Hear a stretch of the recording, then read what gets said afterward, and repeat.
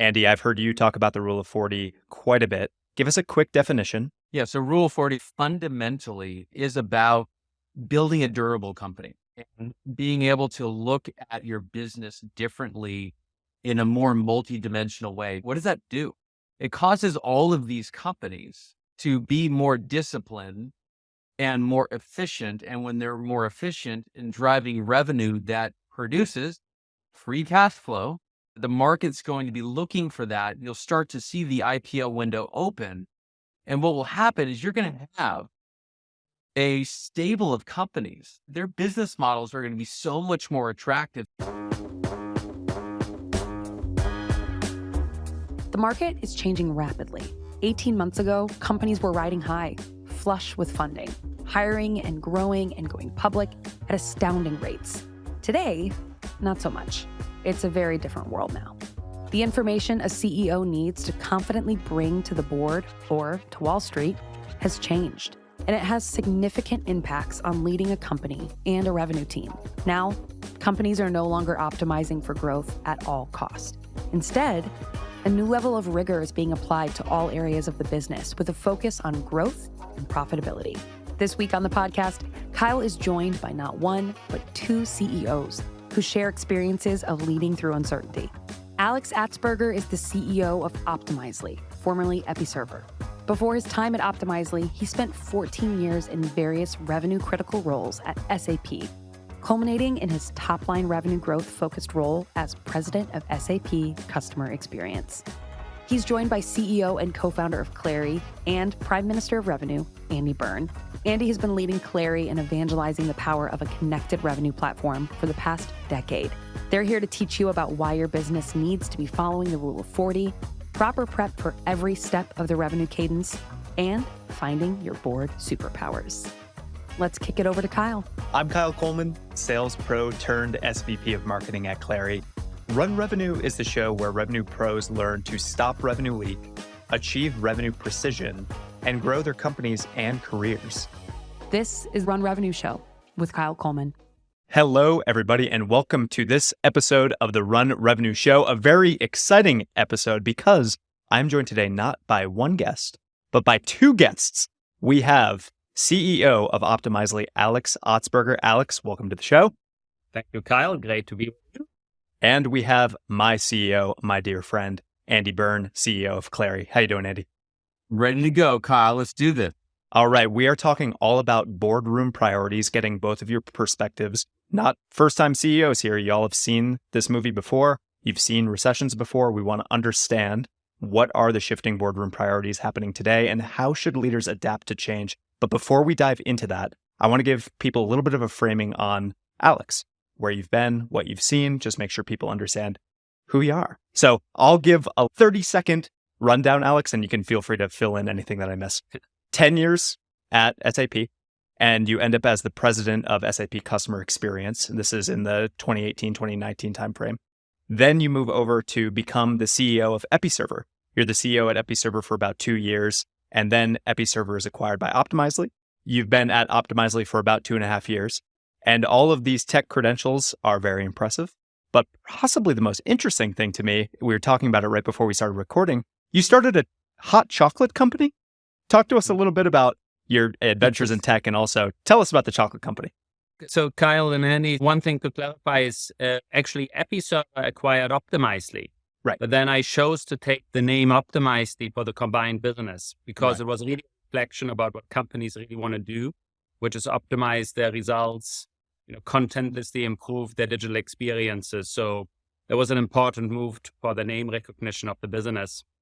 And then for the hot chocolate business, I believe good products rule the world, and hot chocolate is typically pretty bad when you drink it made out of, powdered chocolate, and so we decided to actually melt chocolate, rather than use chocolate powder, and that creates a rich flavor. And so we believe that's a product that has a long future.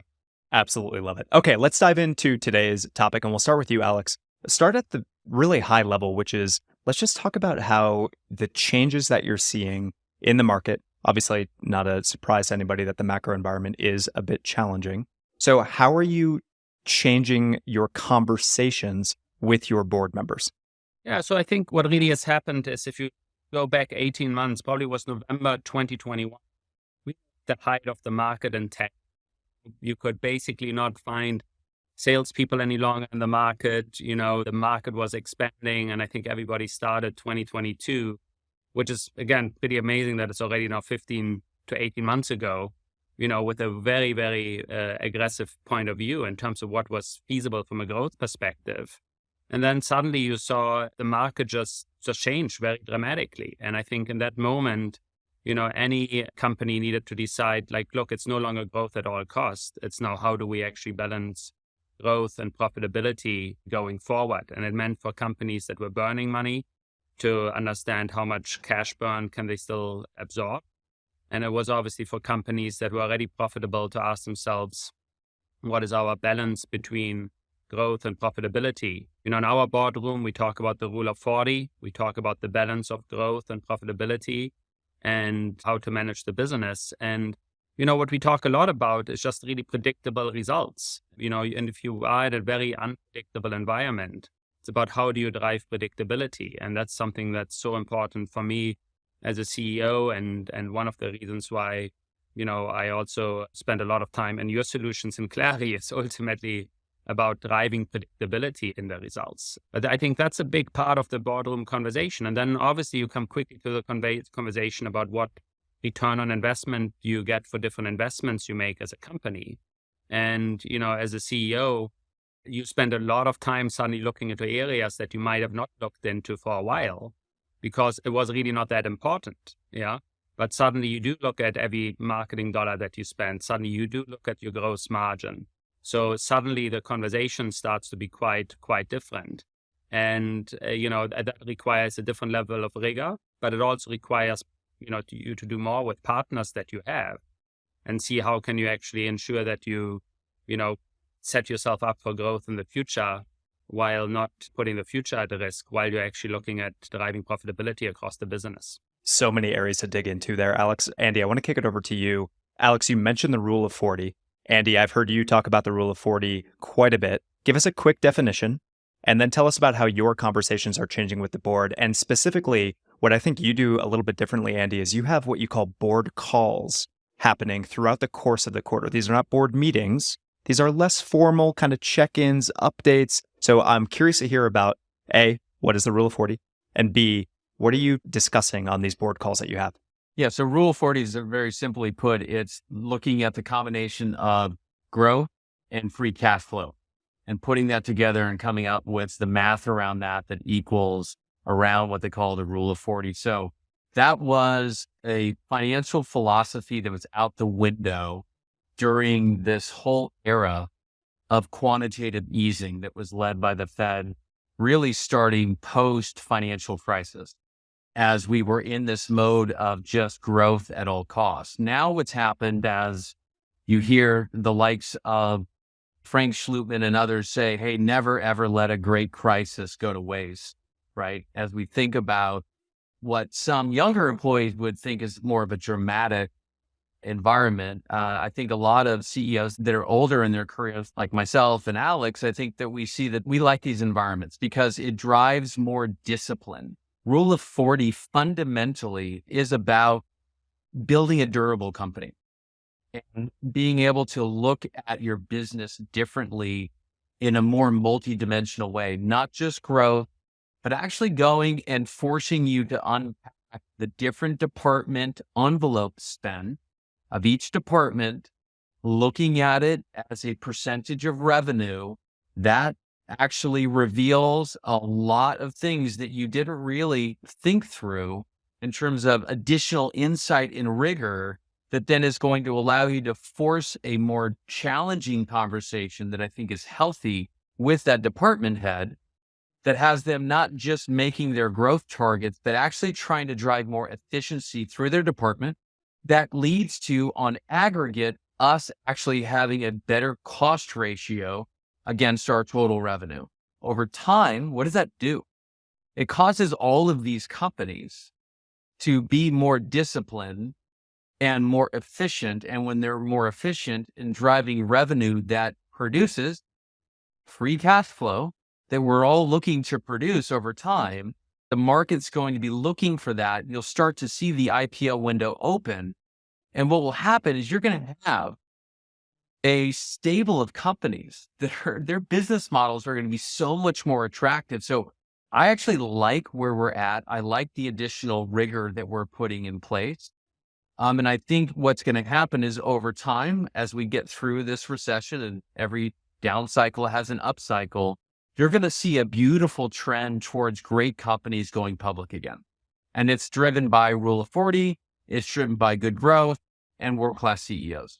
It's really well said, Andy. Both of you mentioned this need to really put the magnifying lens on different areas of the business that perhaps you hadn't before. And Alex, the way that we think about this at Clari is that what you're trying to do with respect to revenue generation is you're trying to spot the areas of revenue leak. Where are you inefficient? Where are the handoffs getting missed? Where are there areas of revenue that are leaking out of any stage in the funnel? And so I'm curious for you to tell us about a time that you looked into an area that perhaps you hadn't looked into recently, and you made a change or a different business decision, a different business strategy as a result of that inspection.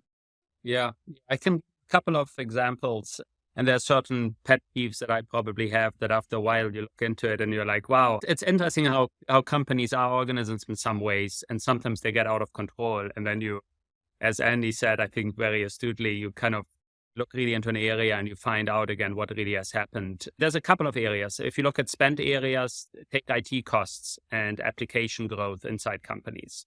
It's shocking to me how many applications companies need to run their business. Yeah. And for a company our size, when I look how many apps we use, it's pretty incredible. And oftentimes, solutions have a large overlap in terms of what they actually do.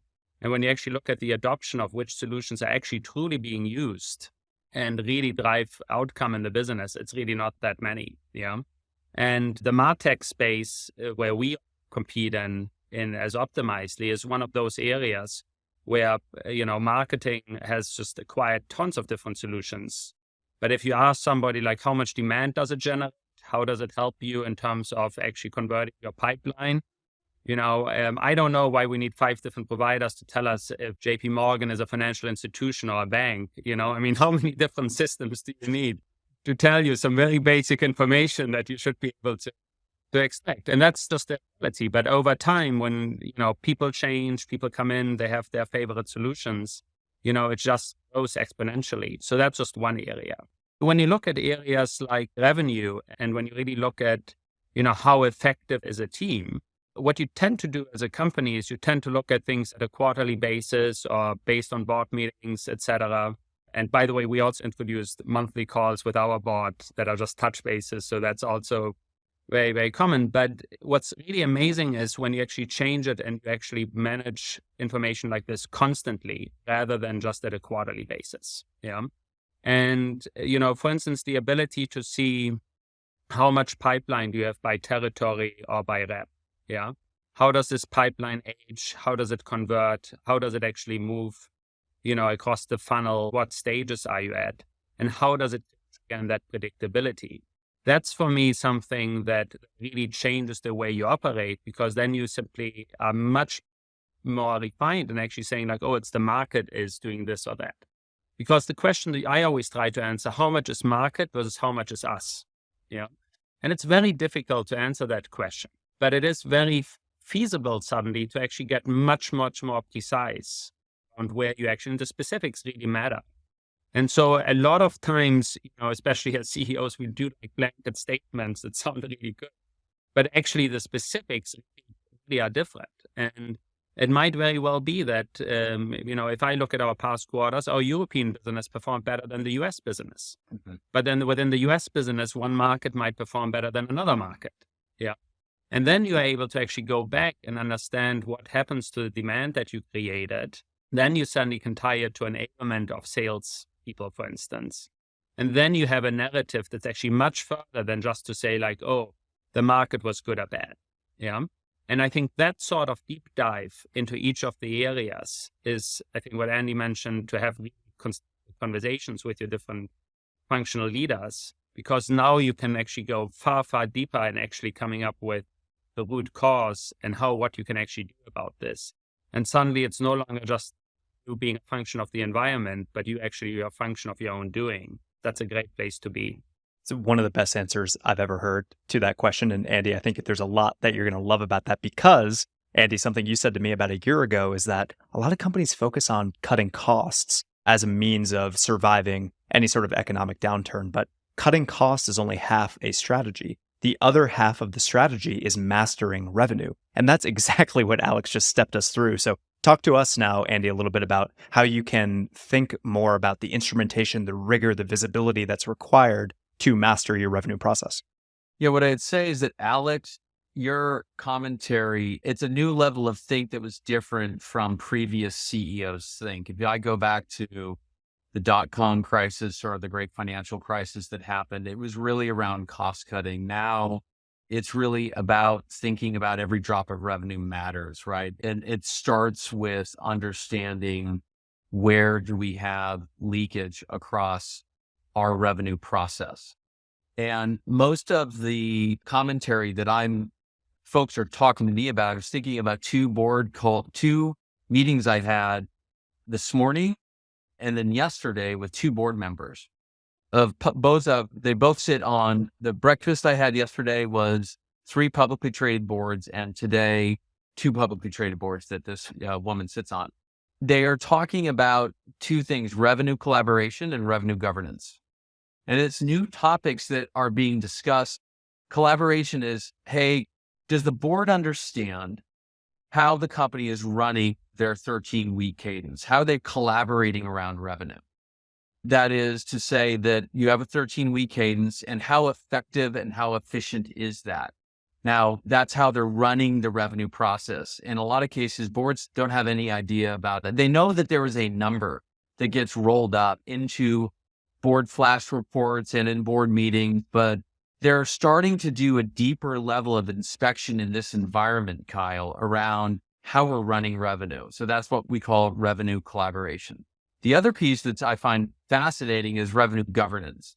Boards are trying to control the outcomes, the behaviors, the accountability, more discipline, more in this environment, more rigor around how they're running revenue to get to a state of what the industry is calling full revenue precision. So from this pervasive revenue leak, where, on average, companies are leaking up to 15% of their revenue they're losing every year.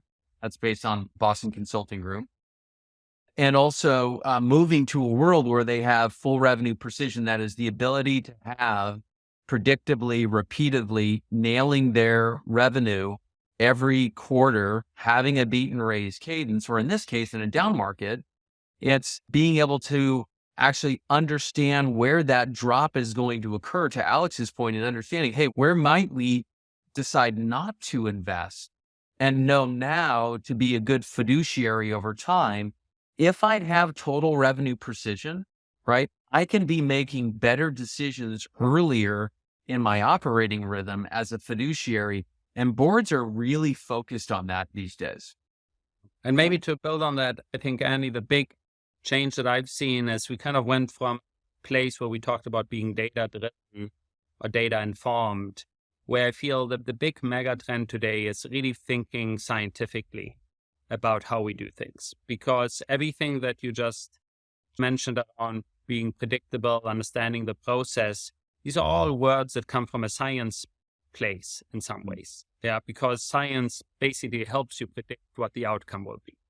And there's always this notion about, also in the marketing space, between art and science. Of course, you want people to be creative, come up with ideas, etc. But I do want to know what works in marketing, for instance, and what actually drives outcomes.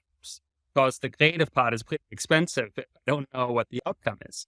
And I think the same applies to revenue. How many times are you with a sales leader who tells you the art of selling? Yeah. And there's an art to this, but there's also a science aspect to this. And you do want to see the repeatability of the science. And one of the things that I, for instance, find personally fascinating, and was for me a big flip moment over the last year, was when the AI predicted the forecast better than the human prediction at one point. Yeah. And I think this is the moment where you suddenly feel like, wow, and I think the same happens today with generative AI all around us, etc. But it is this moment where science matters. When we do the same for our customers, for instance, on testing, where again, people want to embrace scientific method of working. Yeah. But what you really need to do is you need to really trust the process and the steps behind it. And you would speak about a 13-week cadence, which I think is amazing. But how many times people start with 2 weeks in and then say suddenly like, oh, I should probably be off from it. But you do need to follow the process and trust the science, come to predictable results. And I think that's for me the big change that's happening. I would say, Alex, Kyle, if you don't mind, I can pile on this one, is that I think the interesting thing about art versus science is that the reason why it was art is because they didn't have the new technology, right? I feel horrible that for the last 30 years of my career, I should say 20 before I started Clari, I was in, what the industry calls the three-headed hydra, right? I was working a CRM, trying to design it to run the entire revenue process, and then it didn't do exactly what we wanted it to do, so we exported into Excel. And I'd have Excel from rep all the way up to the boardroom, and then that would break when you're aggregating data. And so we'd say, hey, let's deploy Domo or Tableau, and we are bouncing in and out of all these interfaces. And so therefore, what that drove is this frenetic way to run revenue. And I had to guess, I had to use my gut because I didn't have a purpose-built system that was designed for me, whether I'm a rep, a manager, a geo lead, a regional director, all the way up. Now they have a system to be scientific, right? And to use machine learning and all the generative AI that's coming out. It's going to be profound what happens in terms of how we think about the most important business process in any company on the planet. Yet it was not fully instrumented like you would a network or an application, where you can know every packet that's being lost, you can know latency and utilization, and they have the notion of 5 nines and reliability. Why isn't that happening across the end-to-end revenue process, right? Which is the most important. So I think you're going to see some wild advancements. Yes, we've gone to a science-based approach that drives more efficiency, growth, and predictability. But I think the next 24 months is going to blow people away in terms of the amount of innovation that comes out across the revenue process. It's really well said, guys. And I want to go back to the board topic here for a moment and say, what you two are talking about is all about confidence. The CEO needs to have confidence in the number, of course, in the business strategy and everything walking into a board meeting. And it sounds like, and I don't want to put words in your mouth here, Alex, but it sounds like this move from art to science, or rather maybe finding the right balance between art and science, is a means of giving you that confidence to walk into a board meeting. Is that a fair statement? And I would even go so far that I think for many years, we always talked about finding the balance between art and science. But my board cares for the science part because it does want to know the number, not just the art. It kind of, for whatever reason, I was just recently rereading Kitchen Confidential by Anthony, the book. And he talks about the fact that when you have a line chef, you don't want them to be an artist to come up with their dish every time. You want them to actually produce the same dish every time. Yeah. And the same is true for a sales manager. I don't need a sales manager to be an artist. I want the sales manager to deliver the number every quarter. One is obviously the presentation into the boardroom, but the other one is for how you manage the business and how you actually, also communicate internally. And so, for me, this is really important that this goes hand in hand, because that confidence that you have about your results towards your board, ultimately needs to be grounded in a really good understanding of the metrics of the business, but also what you see in the market. And that's where you combine, the art and the insight in terms of what happens in deal cycles, etc. But that's what you need to combine, both in terms of how you speak to your employees, how you speak to your teams, as well as to the boardroom. So that's perfectly consistent. That command that you have of the business, and Alex, you mentioned it before, you want to be able to look at every industry, every segment, all the way down to the individual rep, and that gives you that command on the business that perhaps you never had in the past, or rather getting it, as Andy said before with the three-headed hydra, was a weeks-long endeavor with an outcome that you could never really trust. So Andy, back to you. how do you think about, or how do you prepare for a board meeting to make sure that you have that full command of everything that's going on, that you can predict the questions they're going to ask in advance and have useful answers? Yeah, well, what I'd say is that because of Clari, and our board has access to Clari, and they're in Clari, and there's no surprises ever. So we're never really looking at, okay, why did this happen, or why it happened? Why is, this particular pipeline conversion happening in this segment and not in that segment? So that's an always on interface. What does that do? That allows us to no longer have to create the news and report it. And we talk less about the tactical, how is the business performing, to more strategic dialogue. And we're always thinking about, okay, what are the not 3, but only 2 topics? So in my case, I always think about, I just want to talk about 2 topics only. And what are the most important topics that matter? And what time horizon are those topics going to explore?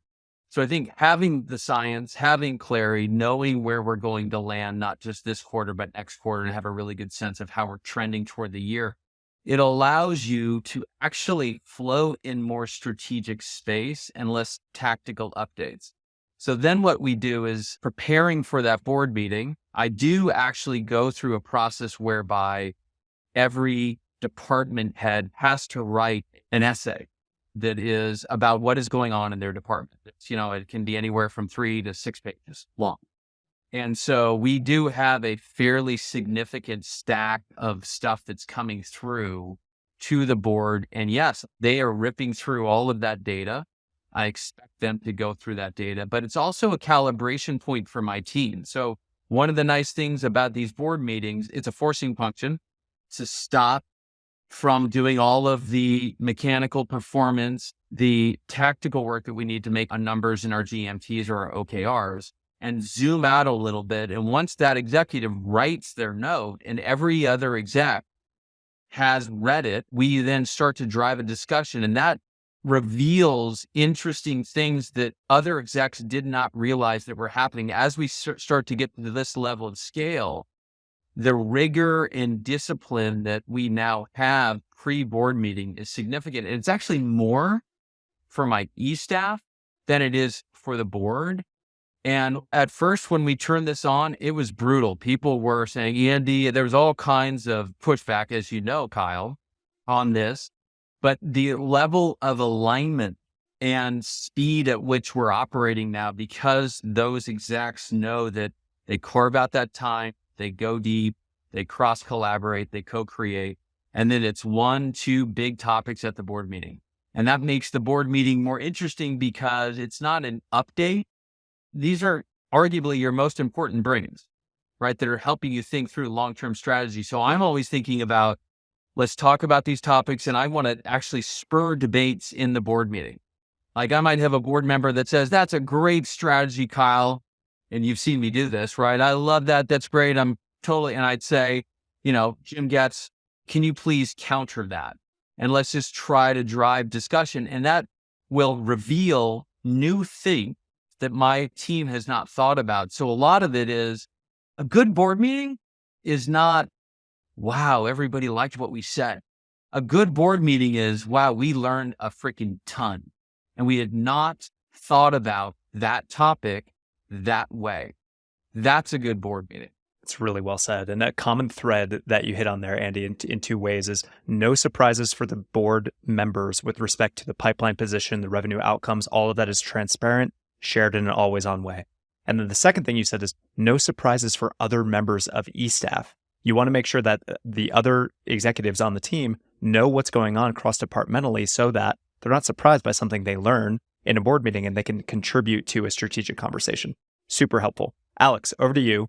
How do you prepare for board meetings? How do you prepare the board? How do you prepare your executive team? Do you share any similarities with what Andy just stepped through? Absolutely. I think the whole process for a board meeting is in itself a learning experience. The board meeting itself is kind of an outcome or a point in time versus the work that's done beforehand to take that alignment is so important. I had made a mistake in 2022 2021, which was I didn't bring my leadership team always in person together every quarter because it was the whole post-pandemic time period. I think it was a mistake in hindsight. Yeah. We are now always getting to about a month before we have the board meeting. Yeah. That's when we actually start to really talk in person through key topics. That's when we really start to look at some additional data across, margin and other performances. Yeah. The part that's really nice is that on the revenue side, again, the entire team is already up to speed. Yeah. So it's not like, okay, you need to come in. Now, one of the things that was for us really important, and that obviously has nothing to do with what you do in your Salesforce system and other things, is that you really split the business by region, by products.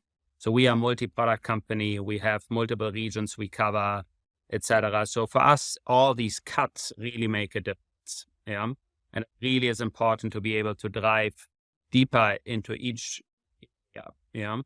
And having that as an input in real time when you need it, that makes a huge, huge difference to actually have a really good conversation. And so what we do is we come together in person, and that's really, for me, from an open dialogue perspective, really, really important, because I do the same thing as Andy said. I ask people, 1-point PowerPoint, not in the pages, but basically like, tell me what worked, what didn't work, what's your next quarter goals, what help do you need? That's like my 4 quadrants, basically. Yeah. That's really helpful for everybody to hear the other, but it is important to get to some of these topics where there are different points of views. And I think sometimes being in person to debate these points of views is far more effective than what I've experienced virtually. Even though we work virtually well together, it does get to the next level of conversation. Yeah. And again, the data piece and having that transparency and understanding, and we have a couple of really power users also in Clari, for instance, because I think what makes the solution so powerful is that you can explore so many different views and also the comparisons. I care a lot for year-over-year comparisons. I care a lot for being able to say, how did we convert? What's the funnel capabilities one year versus the other? What differences do we see? Yeah. Really remarkable was, just seeing how much longer deals took to close. And the data actually told you that exactly. Yeah. So those are the sort of things that are really helpful. And then also to, again, predictability for the future quarters out. And how do you need to correspondingly think about your spend levels versus your revenue levels? Because I think the reason why revenue is such an important process is because it ultimately tells you how much you can spend. So that's obviously the component here where it comes together. But to actually have that dialogue in an effective base, again, my management team is totally distributed globally, really then makes a difference to bring people together. That's what we do the month beforehand. Then we really build the content for the board meeting. And then, you want to have the dialogue. But a lot of the dialogue happens in preparation of the board meeting itself. And that's also where a lot of the good debates happen. And that's really the most important part. Kyle, one thing, just piling on Alex's flow, I think it's great that the way he's organizing, the way he runs his meetings is between meetings. One thing I was just going to share, as you mentioned at the beginning of this show, was how is the CEO leveraging the brain power of the board between the board meetings? And a lot of younger CEOs, they're just in the fight and they're just trying to get through. And then all of a sudden they're saying, oh my gosh, I got a board meeting coming up. A maturity move is knowing that you have a board cadence and setting up the meetings with your board members and knowing, hey, what topics am I going to discuss? And we have a la carte menu of topics that our chief of strategy owns.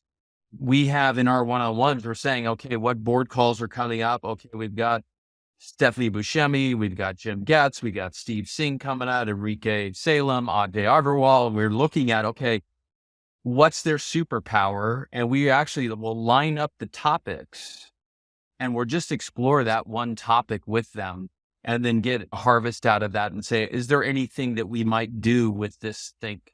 And in that process, we're also updating them saying, hey, how are things going, et cetera. Board meetings coming up. What do you want to talk about? What's on your mind? What do you see in the competitive landscape? And so it's kind of an always on. I think a lot of boards and a lot of CEOs, it's kind of off until 30 days before the board meeting, and then they're making calls. If you have that connective tissue that's always on, I actually think that you perform better as a CEO. They perform better as a brain trust, and the company is the beneficiary of that. Yeah, two things to underscore that I love, Andy, is the notion of cadence. I think just running a business in a cadence, I do a rolling 3-quarter plan always with my team, because ultimately you need to get into a cadence that's consistent. I have a cadence with my top employees every first of a month after a quarter to just share the results holistically as a business. There are certain things that people expect to happen at certain times, and you want to set that expectation. And then the other one that I can just underscore is that continuous dialogue rather than a 90-day dialogue. Very good point. Alex, take us inside one of those calls, not the board meeting itself, but maybe one of the monthly calls that's a one-on-one between yourself and a board member. I'm curious to hear about not exactly what transpired in that phone call, but maybe some ideas that came up that you wouldn't have had before and how it led to some behavioral change, some strategic shift that you said, wow, that's an insight. To borrow a term from Andy, that's a nugget. We have to explore that. And then you and your executive team went off and did something differently. Does something spring to mind for you? Yeah, I mean, first of all, building on what Andy said about the superpowers, in my board, I have some people who've been operators themselves, versus some people who might have more of a strong financial bent. So it depends a little bit on where you are, on who you're speaking to in that sense, in terms of where that superpower lies. Yeah. But the part that is important is that people give you a different perspective on how to actually think about something. And let's say, for instance, you have a specific area of the business that you're discussing, you might actually start thinking about it differently, about what are you actually trying to solve. And for me, that's typically where, when I have those conversations, Kyle, it resets my mind in terms of, okay, I've thought about it going down this way, but I should actually start looking at it that way. And that's really where the value comes in. Recent example, product decisions we make around our product roadmap decisions and having really a strong sounding board there. But then saying, have we considered engaging certain customer groups in our conversation about certain decisions? And it's just sometimes simple things where you just didn't think about that angle because you were so focused on solving it a different way. That's really the most helpful way. But I do look at the topics and who are the board members who can, again, be most helpful in that sense. Even when Andy went through the names, Steve Singer was my boss when I ran the Ariba business at SAP. So I can imagine that Steve has good advice for Andy along the way as well. You find amazing human beings who have just an enormous amount of context. And when I work for Steve, every time it gives you a different angle. And that's really where you get value from. Andy, you've been very intentional with the composition of the board members. And both of you have used this phrase, the superpowers that each board member has. So, Andy, just looking at the board that you've architected, you have marketing specialists, product specialists, go-to-market strategy specialists. You have finance, of course. You have different folks that have different focus areas. Same question over to you. Any particular conversation with any of those people with various superpowers that have been really influential in Clari's strategy this year? If I look back over the last sort of 18 months, I think about some of our successes in M&A have been fabulous. And we've leaned on Jim Getz at Sequoia, and we've leaned on Steve Singh as well, and Ajay. I would call out Enrique Salem, who ran Symantec, publicly traded company, for 10 years. He's one of the world-class operators in our industry. And just the amount of acquisitions he did. I think we learned landscape and strategy from him, but also these young corp dev departments that you're building, these small corp dev muscle, it's really about PMI, the post-merger integration work, right? If you don't know what you're doing after you've acquired the company, of how to get it into your cadence, get it into your motion, think about the joint websites, think about the branding, think about the culture moves that you need to do. Enrique in Salem was really, really helpful in having us think through that, because he's seen the good ones and the bad ones. He's experienced that. And that was super helpful. So that's a specific example of a superpower that we leveraged.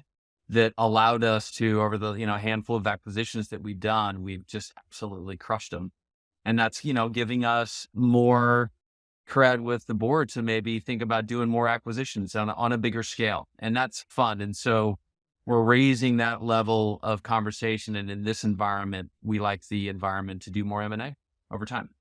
Two topics that come up a lot right now, and I think for a lot of tech companies. One is, how do you get closer to your ICP and get your ICP even better defined? Yeah. And I think the other one is just in terms of the market change, the blend of net new business versus existing base business. And I think you do find folks who have a lot more experience about how to actually think about the existing base, and what are motions that actually work. And I think that's where a board and advisors can become super helpful, that actually have that experience. Because again, we come out of this place where, you spend all this money on acquiring new customers at any cost, et cetera. And it's a completely different muscle to think about expansion of customers and how to do that versus just acquiring new customers. And the same on the ICP, you can get super, super specific about who you sell to and get very, very detailed, and others don't. So that's another area where I think, again, advice really helps, and being able to change quickly and adapt quickly becomes really, really important. I would also add, Alex, that I think about, just go to superpower and then value, detailed value, right? Examples, right? Think about Stephanie Buscemi, right? Former CMO of Salesforce. She is such a world-class board member. Kyle, all of the guidance that she's given us, right? Talk about her superpower. And she's so far beyond a CMO. Like, she is just a savant on go-to-market. And also on enterprise or up-market segmentation, having you think through pipeline creation. So that's a superpower that's been incredible. Kelly Battles, right? Kelly sits on, I think it's 3 or 4 publicly traded companies. She actually, as we were maturing and scaling, she's now running our audit committee. And that's such an important role. And I'm, learning and coming up to speed on, we've now got the comp committee. We have a nom-gov committee. We have an audit committee, right? These are formalized groups of people that are doing their fiduciary duty to make sure that we're operating as directors in a way that is in service of shareholder value. And Kelly Battles, working with our CFO, Adam Meister, she's been remarkable. That's her superpower, right? Ex-CFO, sits on publicly traded boards, showing us the whole movie, working with our CFO, and then coming in closed session and just having her walk through all of these topics, of which I am not an expert. So you're adding this expertise to your board. You just see the company start scaling in maturity over time. It's really fun as a student of this game to watch it all go down. And I just feel grateful to have board members like that, Clari. Great stuff. We are almost at time here. So I'm going to give Alex the last word. And my last question to you, Alex, has more to do with advice to other CEOs. We've talked about managing the board. We've talked about communication, keeping an always-on cadence. Now let's talk about adapting to change. There is a lot moving, maybe faster than it's ever moved for many CEOs who maybe haven't seen this movie before, haven't seen .com, haven't seen Great Financial Crisis, whatever it may be. What advice would you give to CEOs right now to navigate the constantly changing environment? I mean, first I want to say, what Andy just said, being the student of the game is just a beautiful expression. I think you do need to enjoy the journey. That would be always my advice to any CEO. You live through lows and highs always. Oftentimes people ask me, what do you think is the end game for a company like Optimizely? And I don't believe there's an end game. I believe there's a continuous game. I've been in public companies. I've been in private companies. I've been in startups. The challenges are varied and different every time, but you have to enjoy what you do. You have to enjoy that journey. There's a saying that being a CEO is a lonely job. I actually don't think so. I think there's a lot of people who give you advice, Agreed. Yeah. And so I think we are very blessed to have the opportunity, and we should be humbled by the task to lead people and to ultimately drive successful outcomes, hopefully, for everyone who is involved. But ultimately, I want people to be proud of the work that they do when they are at the company. And afterwards to say, look, this was a defining moment in my career and my life. Life is too short, so, and time is the most precious thing we all have. So you want to spend it on something that makes a difference for yourself and the people around you. And so that's the only piece of advice I could add, Kyle, is to enjoy the journey, to remain curious, to keep learning. And, we are in such an exciting time right now with everything that goes on. The fact that probably the biggest tech innovation is happening right now in this very moment is phenomenal for us as a society. And, I always believe the best days are ahead. Wonderful. Be a student of the game and enjoy the journey. Alex Atzberger, CEO of Optimizely, Andy Byrne, CEO of Clari. Thank you, gentlemen, so much. This has been fantastic. Thank you. Don't let what you heard today go to waste. Take 2 minutes to download today's checklist to get your priorities in line for the week. You can find that linked in our show notes. And if you liked what you heard, make sure you give us a 5-star rating and leave a review. We'll be back next Monday with more to help you win your week.